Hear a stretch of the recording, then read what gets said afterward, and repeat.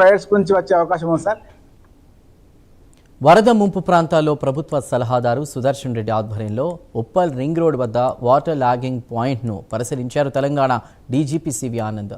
Hydraa commissioner AV Ranganath, Malkajgiri CP సుమతితో కలిసి పరిశీలనకు వెళ్లడం జరిగింది. నీటి ప్రవాహానికి అడ్డంకిగా ఉన్నటువంటి పూడిక, చెత్తను వెంటనే తొలగించాలని ఆదేశించారు. ముంపు సమస్యలు అధికంగా ఉన్న ప్రాంతాల్లో ప్రత్యేక చర్యలు తీసుకోవాలని సూచించారు. చెరువుల ఇన్లెట్లు, అవుట్లెట్లు, నాలాల నిర్వహణపై అధికారులకు దిశానిర్దేశం చేశారు. వర్షాకాలంలో ప్రజలకు ఇబ్బందులు కలగకుండా ముందస్తు చర్యలు చేపట్టాలని సూచించారు.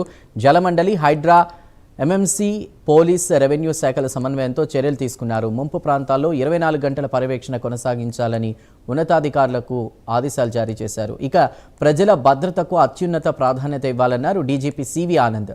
నగరంలో వరద ముంపు సమస్యలకు శాశ్వత పరిష్కార చర్యలు వేగవంతం చేయాలని ఆదేశాలు జారీ చేశారు.